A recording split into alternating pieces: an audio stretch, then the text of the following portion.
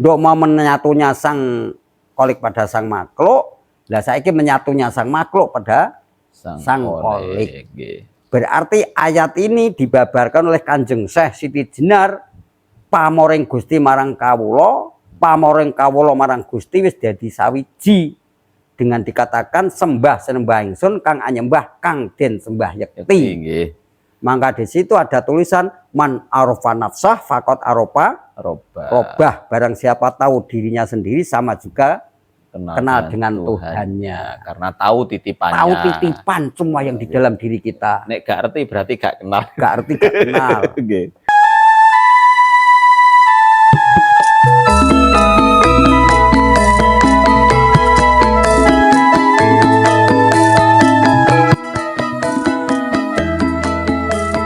Assalamualaikum warahmatullahi wabarakatuh. Selamat datang kembali di channel Martabat Dudu Satori yang Gerobokan.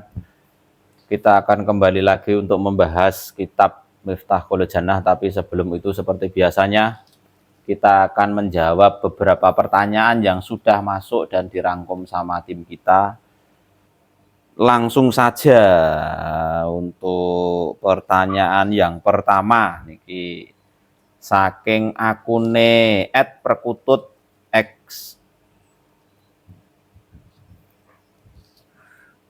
x1i rapati jelas nih. Assalamualaikum. Waalaikumsalam warahmatullahi wabarakatuh. Derek tangklet Mbah Yai, torekoe Syekh Siti Jenar niku nopo matur suwun. Niki anu Mbah bakas tentang Siti Jenar. Torekoe Siti Jenar niku torekoe nopo? Kalau tentang bertanya dari torekonya Syekh Siti Jenar itu ya mungkin saja banyak. Nggih. Kalau saya simak dari buku Makna Kematian oleh Syekh Siti Jenar atau Sufiisme Syekh Siti Jenar dari Ahmad Qasim Cepogo Boyolali, atau dari Muhammad Solikin dari Jawa Timur. Itu sama, orang dua orang. Itu dalam penelitiannya torekohnya itu pertama kalinya adalah Apmaliyah. Nah, Apmaliyah itu sendiri juga nama lain dari Sataria. Dari Satoria. Tapi apabila aku teliti mulai dari jalur Cirebon, karena Siti Jenar itu kelahiran dari Cirebon ya. Iya, ada Trah Cirebonnya. Trah Cirebon. Karena Siti Jenar itu putra dari Syekh Datuk Soleh dari Malaka. Karena perang zaman Sultan Iskandar itu perebutan takhta atau perebutan kuasa ya waktu itu. Kekuasaan. Dia memutuskan untuk pulang ke Jawa. Akhirnya pulang ke Jawa waktu itu dalam perjalanan menuju kepada Cirebon itu sendiri Siti Jenar sedang dalam kandungan ibunya 4 bulan. Itu kalau di sejarah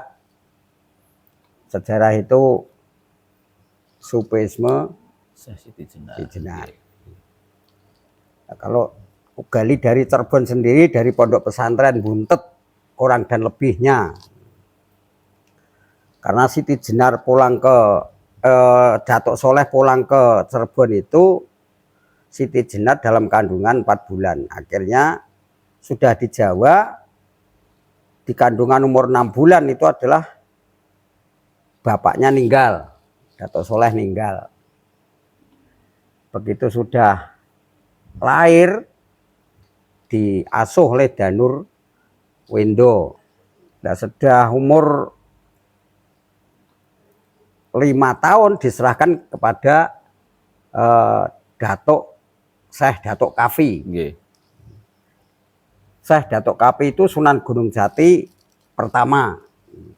Pendiri Giri Amparan Jati. Pendiri pondok pesantren atau padepokan Giri Amparan Jati ing Japaro Cirebon.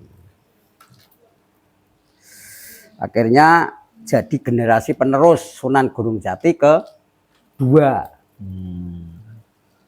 Karena jadi Sunan Gunung Jati kedua. Nah, aku teliti karena apa? Syekh Datuk Kafi sendiri jelas torekohnya Satoriyah. Nggih. Terus dia sesudah itu kemajuannya pesat waktu diasuh oleh Siti Jenar, Syekh Datuk Kafi meninggal. Akhirnya Cirebon itu jadi pelabuhan, jadi kota santri, juga bukan tata cara tentang agama saja, tapi tentang tata negara juga, seperti UGM itulah ya. Akhirnya tasawuf dipecah ke Cirebon Girang. Akhirnya dipecah Cirebon Girang. Sudah itu para wali Demak itu mendirikan bentuk organisasi pembagian wilayah-wilayah, mendirikan Dewan Wali Songo untuk menyenguyung berdirinya Kerajaan Demak. Itu kurang lebihnya seperti itu. Karena Datuk Kafi sendiri Satoriyah. Nah, maka yang ku tahu Syekh Siti Jenar itu juga Satoriyah. Karena yang berlogo atau yang simbolis dengan ajaran martabat 7 itu selain Satoriyah tidak ada. Jadi untuk torekoh yang lain itu juga membahas tentang wahdatul wujud atau enggak, Mbak? Ya membahas, tapi ya jarang banget. Karena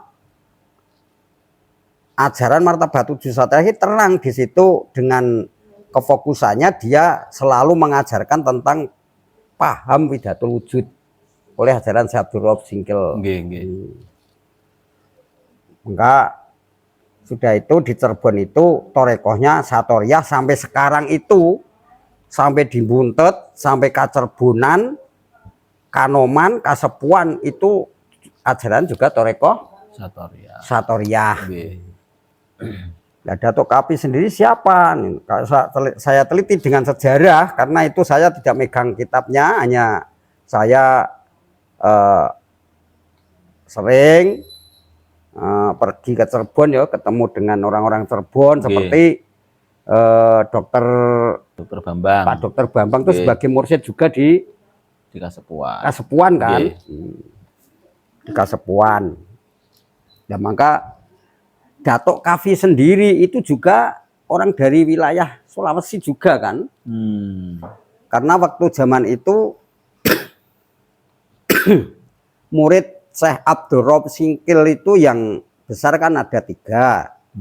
Dari Jawa itu Syekh Abdul Muhyi Pamijahan, dari Minangkabau itu adalah Syekh Burhanuddin Ulakan Padang Pariaman, terus dari Makassar itu namanya Syekh Yusuf Al-Makassari. Karena dia jadi menantu Sultan Cirebon, akhirnya diangkat menjadi penjampang Senopati Tirtoyoso di Cerbung. Akhirnya ditangkap Belanda, dia dibuang di Afrika. Akhirnya yang mengganti sebagai mursyid Satoriyah di Cirebon itu adiknya Syekh Waruju. Maka kurang dan lebihnya saya teliti, karena dalam menurut sejarah itu berarti Syekh Waruju akhirnya menjadi Syekh Datuk Kafi. Yang namanya Datuk itu kan bukan Jawa kan. Kalau di Jawa itu Ki Ageng.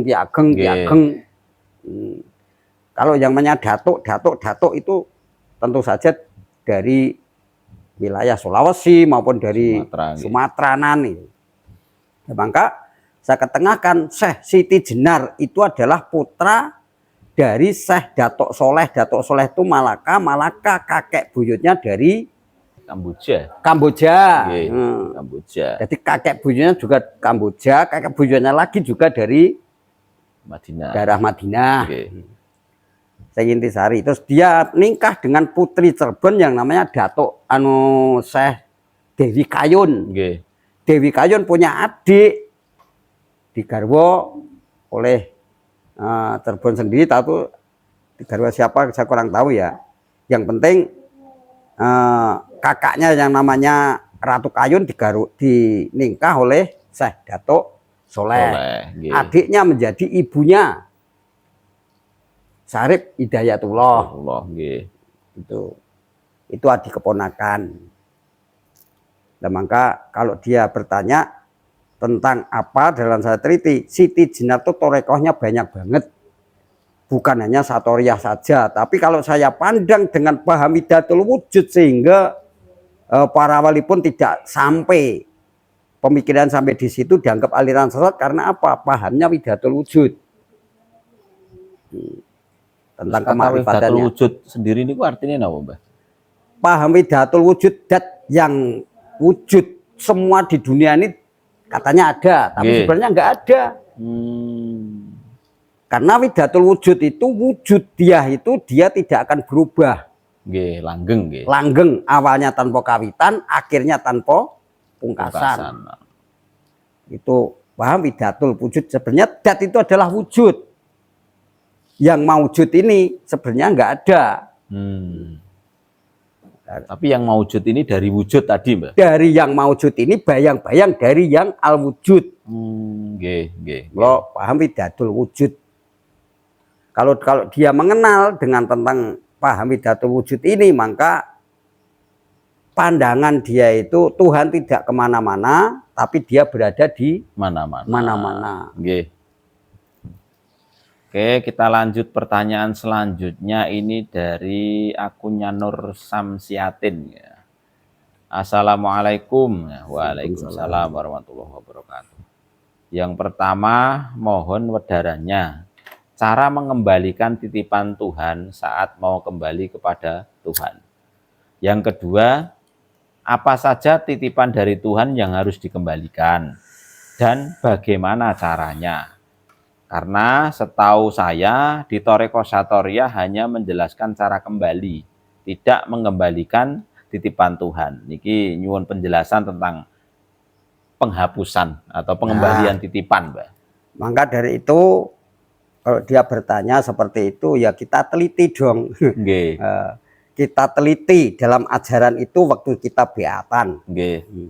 Karena di dalam ajaran Satoriyah sendiri kan di situ mengatakan, dalam Quran sendiri mengatakan walakot kolakna fauqakum summa toreko wama anil koki go filin. Sudah kami ciptakan 7 langit atau jalan di atasmu, bahkan kami tidak akan lengah dari ciptaanku. Berarti kalau dari titik sampai sekarang ini secara singkat saja ya, kita datang dari mana? Kita ini siapa? Kita di dunia suruh apa? Nanti kalau kita sudah selesai tanggung jawab kita di dunia, kita mau pulang kemana? Nah, itu berarti kita datang dari mana? Kita datang dari surga Allah. Surga bandang minallah, yaitu kita datang dari alam ahadiyah. Alam ahadiyah itu sifatnya lata ayun, tidak nyata. Walaupun orang sampai di sana nggak akan bisa cerita. Nggak akan bisa cerita. Lata ayun. Lalu turun ke bawah lagi ke alam wagdah atau wagdaniyah, bangsa wiji. Allah itu memakhluk bukan makhluk, membenda bukan benda. Menurut darahnya wagdaniyah, bangsa nyawiji kepada makhluk. Nah, kepada siapa? Ya Nurun Muhammad ya gitu kan. Maka pertemuan antaranya alam akadiyah yang namanya Nurullah dengan Nur Muhammad. Maka di pertemuan sebelum ada Adam, sebelum ada bumi, dia sudah ada tulisan. Kalau ditulis itu jadi diumpamakan atau bahasa ilmiah, bahasa istilah dikatakan di situ ada tulisan la ilaha illallah dan Muhammad Rasulullah. Itu kalau menurut agama kita yang ditulis dengan suratan bahasa Arab. Kalau bahasa Yunani mungkin beda lagi. Bahasa Poryani mungkin beda lagi. Karena kitab 4 itu juga bahasa 4 negara ya.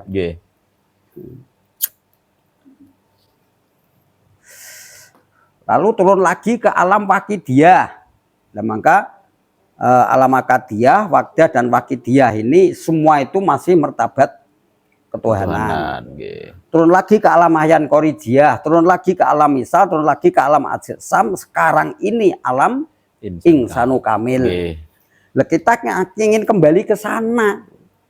Maka kalau dia mengatakan bahkan di Satoriyah tidak mengajarkan untuk mengulangkan titipan-titipan, itu dia tidak sama sekali tidak pernah nyimak dalam beatannya. Karena kita sudah kena gravitasi bumi sekarang ini yang namanya dunia seisinya, maka namanya zikir-zikir itu untuk menghapus rasa cinta kepada dunia ini, gravitasi bumi ini. Karena apa? Nur Allah itu tidak bisa ditutup oleh segala sesuatu. Yang tertutup oleh segala sesuatu adalah pandangan kita ini. Maka zikir itu untuk buka tutup. Yang menutupi kepada nur Allah itu sendiri. Maka dengan kata zikir. Pertama, zikir nafi dan isbat untuk menghapus nafsu amarah. Itu adalah perbawaning geni. Karena narun, pertama kita diciptakan dari 4 unsur ya, itu saripati bumi. Itu unsur. Jasad kita gitu. Ya, dari api, bumi, dari air. Hawa dan air kan. Ciptakan manusia dari saripati bumi setetes air mani. Mani itu juga 4 unsur itu. Nah, maka di situ nafsu amarah itu adalah perbawa, atau perbawa itu apa ya namanya? Kalau bahasa Indonesia itu gravitasi api gitu saja ya. Energi, kekuatan dari api. Unsur api. 4 elemen. Nah, secara kerjanya nafsu amarah itu kan dengki, serai, benci, jahil, metake, lopen, dawen, panaten, saru, kasar, misuh, ngunem, nyatur, nacat, maidu, ngalem, itu secara kerjanya. Kalau ini masih melekat pada diri kita, tidak akan bisa mati. Nah, maka ini harus kita hapus. Titipan Allah juga kan itu. Kita hapus dengan zikir kalimah la ilaha dan kalimah ilallah. Sedangkan la ilaha itu adalah zikir nafi dan ilallah itu adalah isbat. La ilaha dalam arti tiada Tuhan yang kau sembah, ilallah kecuali hanya Allah. Dengan tujuan la ilaha untuk membuang sifat keagungan makhluk dari hati. Jadi kita harus bisa melepas rasa cinta kepada semua makhluk yang ada ini. Jangan yakin, jangan percaya itu semua adalah bohong. Karena ilusi saja. Ilallah untuk memasukkan sifat keagungan kolik di dalam hati. Berarti kalau sudah begitu, inna solati wa nusuki wa makyaya wa mamati lillahi rabbil alamin. Inna solati sebenarnya solatku, wa nusuki sebenarnya ibadahku, wa makyaya hidupku, wa mamati matiku lillahi rabbil alamin, milik Allah belaka. Bukan, jangan diserahkan oleh dunia seisinya, maka kita hapus. Kita kembalikan. Kita kembalikan. Dari tak ada, kita harus meniadakan. Lalu dinaikkan lagi, kalau itu sudah hilang, kita naikkan lagi zikir isbat illallah. Itu hanya untuk menghapus nafsu alwamah. Hitam warnanya, itu adalah tabiatnya bumi. Itu adalah jiwa yang nuntun di dalam alam kegelapan. Nah, maka kita hapus dengan illallah. Illallah, enggak ada, semua yang ada hanya Allah saja. Illallah, illallah, illallah. Nah, secara kerjanya nafsu alwamah itu ngongkrong, itu bombong orang, menyanjung orang, ngongkrong, debyo, ingin kondang sendiri, ingin menang sendiri, sekti, ingin kuasa sendiri, ngongkrong debyo sekti, ngugung hawa, karmarang nafsu, ngujo swara serutur, doyan turu. Ini secara kerjanya nafsu alwamah itu harus kita hapus bersama di dalam diri. Kalau dia dalam satranya tidak mengajarkan untuk memulangkan itu, berarti tidak pernah dikaji dong dengan beatan ini. Tidak diberi teliti satu persatu. Ya, mungkin saja ini juga Toreko Satra beringin mungkin saja. Yang keempat itu adalah nafsu sopiah. Kuning rupane itu adalah gravitasi atau elemen dari angin. Udara kuning rupane itu menjadikan birahi. Milik melek gendong lali. Ini juga nafsu sopiah. Nah, nafsu sopiah itu apa? Nafsu sopiah itu dia itu apa ya? Sukanya itu nafsu apa? Nafsu bicara itu loh. Nafsu wuwus. Wah, roh kancane sewalah oleh ngipat-ngipat kaya ngopo. Tapi tidak pernah introspeksi diri, tidak pernah nengok getok, tumpuan getok di sini kesalahanku juga lebih banyak daripada mereka. Dia kalau melihat orang yang salah, bukan main bencinya, tapi dia sendiri asik di dalamnya. Nggih. Kalau dia melihat orang yang benar selalu disanjung-sanjung, tapi dia sendiri belum mampu melakukannya itu. Nggih. Itu sifat nafsu sopiyah. Iya, nggih. Karena apa? Hatinya masih ada tumbuh bulunya. Mau belajar dijabuti bulu itu. Melek gendong lali, milian. Yang keempat ini adalah untuk menghadirkan itu tadi ya, itu zikir ismudat. Allah, Allah, Allah, Allah itu untuk menghapus nafsu sopiyah. Kalau sudah sirna, ganti dengan zikir zuhud kasroh biwadah.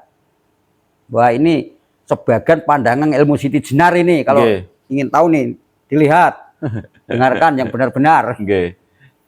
Zikir zuhud kasroh biwadah untuk menghapus nafsu mutmainah.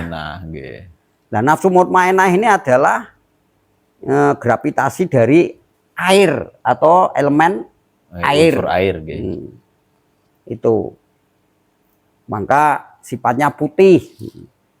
Itu kalau orang Jawa mengatakan kalau dia tuh bener pandangannya, bener pemikirannya, cak-cakane demen teteki boleh suci.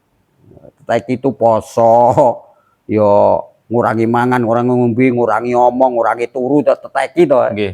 Boleh suci, mohon narimo boleh sampurno.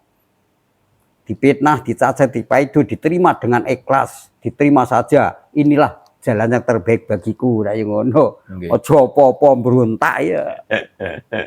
Tapi kalau salah cacane moh rekoso moh pakumpulan jaran wedi marang pegawean. Enenge meneng ngkleng lamun kodeng dimungsuh sing telu kebutuhan sing telu kuwi. Seneng duit ora seneng nyambut gawe, seneng bojo ayu gak gelem ngotangi. Gak gelem nukokno BH.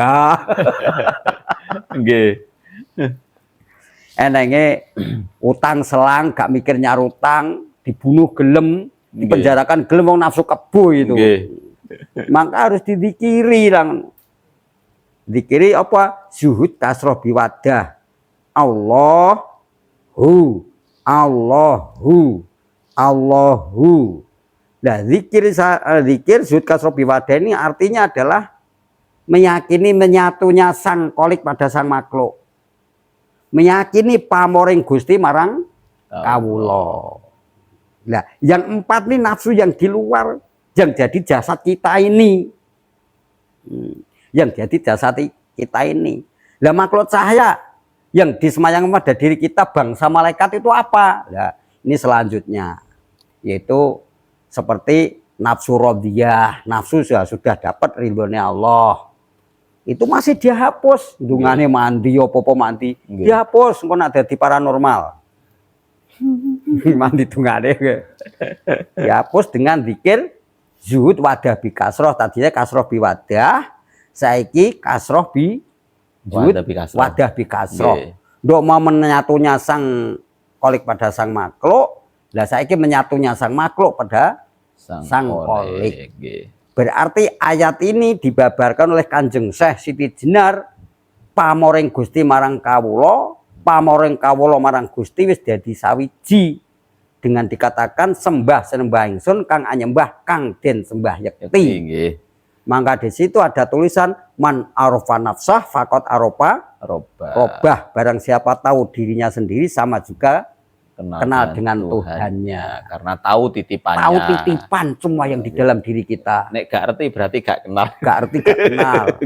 Nah, maka kalau dia mengatakan sang pertanyaan ini kok diajaran saya hanya pulang enak saja. Kita dititipi segala sesuatu kepingin mengembalikan. Susahnya itu kalau dia hanya pulang enak. Tapi susahnya kita mengembalikan sesuatu yang sudah dititipkan pada kita ini. Kumandel-kandel seperti paku dengan besi Ibrani magnet. Wah, angel banget. Saling terikat, saling dayan-dayan, tarik tinarik. Lalu apa lagi itu tadi?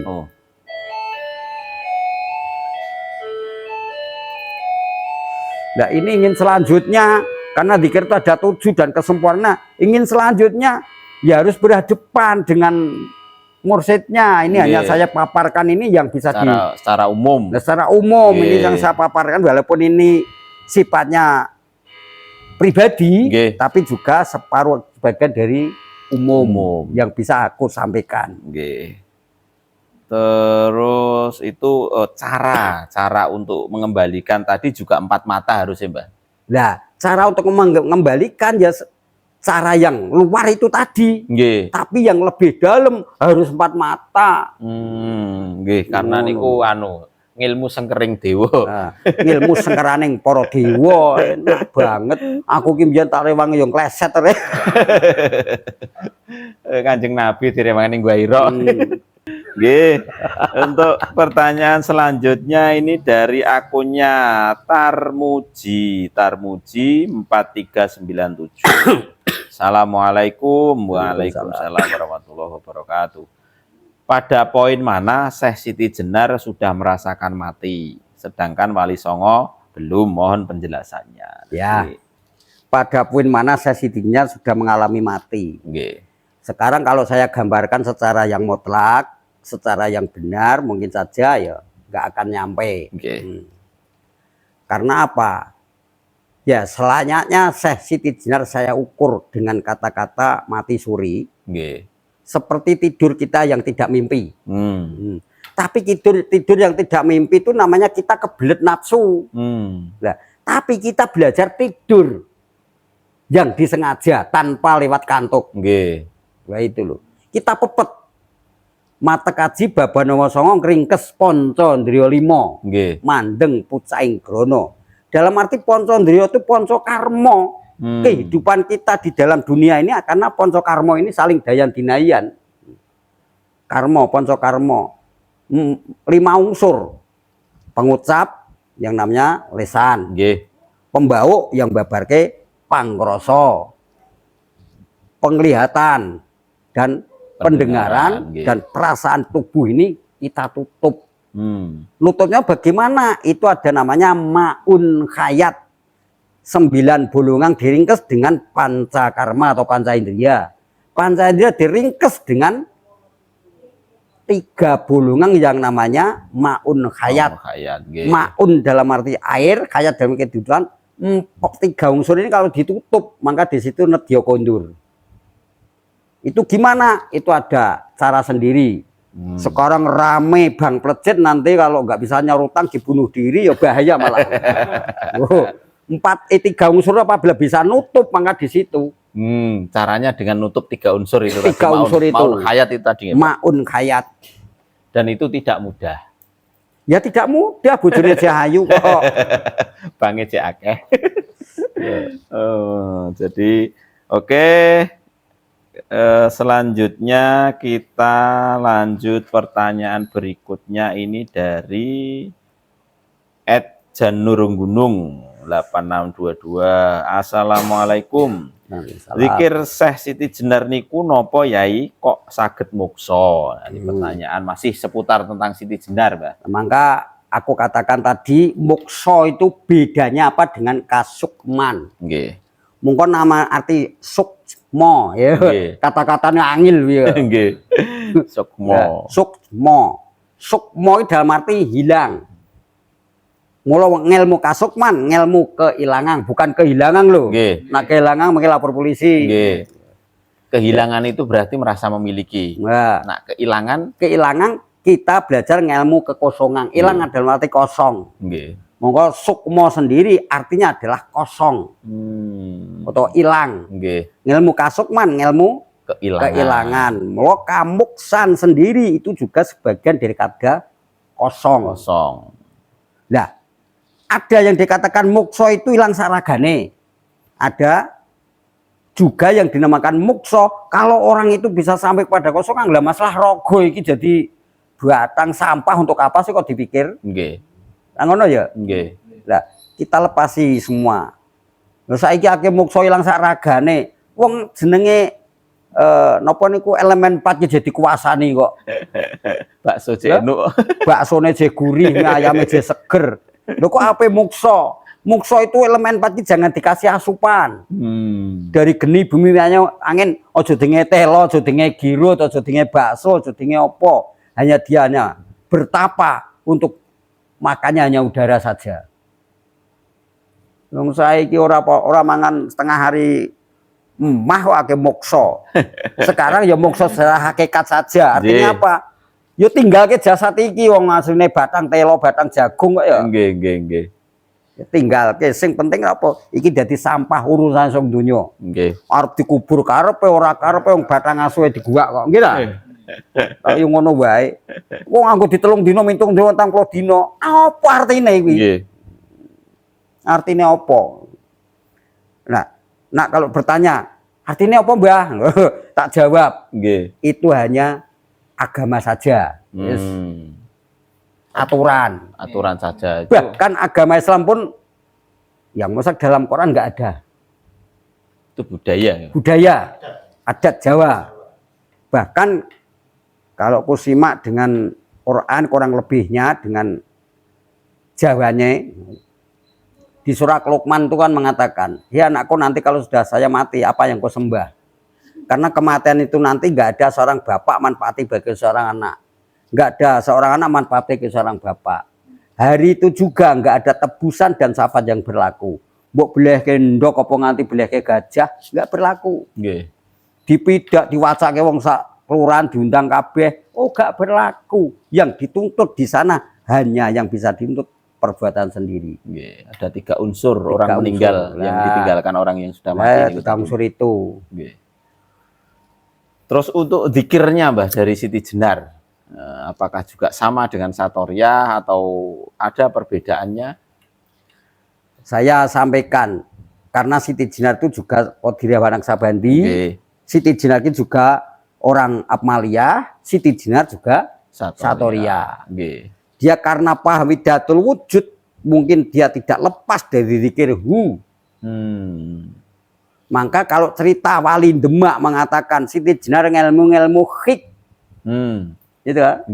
Siti Jenar ngelmu hik, mongko akhirnya dipitnah para wali, bahkan ajaran Siti Jenar ngelmu asu, mula bareng mati bangkene mayite dipalsu, golekno asu belang longlang dari Kudus. Oh, zaman Kanjeng Nabi saja nggak ada kok. Wong malah asu malah. Zaman para nabi, para sahabat nggak ada kok malah cacing. Siti Jenar kok malah cacing, boyo malah gajah ngono malah gede apa. Nggih. Nah, sekarang gini, Mbah, misalnya kan ini ditonton oleh banyak pemirsa nggih, Mbah. Kadang-kadang mereka juga punya pemikiran bahwasanya oh dikira terus dilakoni tanpa biat itu apakah bisa sampai ke Allah, Mbah? Semua yang namanya ilmu tanpa guru itu setan, gurunya setan. Iblis, gitu. Saiki sekarang ya bicara tentang alat yang zaman sekarang modern ya. Kira-kira kita numpak mobil itu bisa langsung disetir sendiri apa ya karena guru dulu? Belajar dulu. Ada yang mengajari. Ya, kita bisa baca itu karena saya sekolah dulu, belajar dulu, makan belajar dulu, segala sesuatu pasti lewat belajar. Mungkin ada gurunya. Artinya apa? Harus ada pawang. Kita belajar makan juga belajar pada yang sudah makan. Yang sudah makan itu. Sudah pernah makan. Kalau belum pernah makan tidak bisa belajar. Nggak akan. Belajar mati juga. Lu sekarang makan saja tanya kok. Wih apa sih panganan apa wih ono seblak ki. Padahal seblak tuh waktu zaman dulu saya diajar mbokku lho. Digiti nganggo kayu diseblaki. Lu sekarang seblak malah dijual. Dulu bersih kasur juga pakai seblak.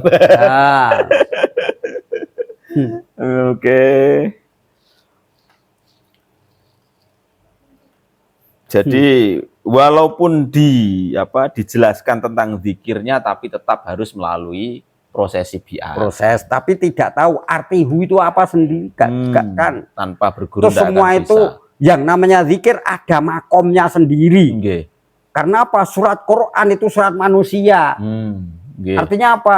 Obat puli, yunggae puli. Quran ini bikin menciptakan antara dari kewani membentuk dari jiwa-jiwa insani. Kalau nak bentuk ya resepnya gengge menungso ya resepnya Quran kuwi ra yo. Panduan hidup manusia, bukan panduan mati. Oke, kita lanjut pertanyaan selanjutnya masih seputaran Syekh Siti Jenar nih Mbah, dari Samsul Hadi YK9DM. Yang jelas Syekh Siti Jenar kalah sakti dengan Sunan Kalijaga sehingga dapat terbunuh dan kalah. Lah terus itu gimana? Wah, Ini karena ini sering mungkin kebanyakan nonton Deddy Mizwar nih, Mbah. lah namanya sakti itu bagaimana sih? Nggih. Sakti Bagaimana itu nih, bagaimana? Nah, maka dari itu tentang Islam itu tidak mengajarkan kesaktian sih, kepolosan, Nggih. kemurnian. Mungkin saja disimak dengan film gawiane ditokoi oleh Deddy Mizwar. Nggih. Kalau kita simak dari itu, Wali Songo tuh kalau Deddy Mizwar memilmkan itu adalah bareng-bareng breng kayak Masjid Demak. Nggih. Tapi itu seperti Malik Ibrahim itu kan tidak sezamannya itu. Nggih. Nggih. Terus Wali Songo sing paling nom sapa? Sunan Kalijaga. Lah Sunan Muryo ki Anaknya Raden Said bin Raden Said kok. Sekarang kok paling muda Sunan Muryo Sunan Kalijogo. Kalijaga. Lah Said ki anak sapa? Raden Said itu. Ya ngono ta ya. Jadi film itu penyelewengan sejarah sebenarnya. Boh kowe pencelewengan, pengapuran saya sendiri nggak tahu. Tapi sejarah dari beberapa versi itu memang Sunan Muryo putra Sunan Kalijogo. Nah, Sunan Muryo itu Raden Said bin Raden Said. Nggih. Berarti enggak itu juga zaman. Wali Songo. Itu kan ya sezamannya, tapi kan tidak dituake anaknya daripada Bapak. Terus untuk Mbak, untuk bangun apa sejarah perjalanan bangun masjid itu seperti apa dulu menurut sejarah yang jenengan tahu?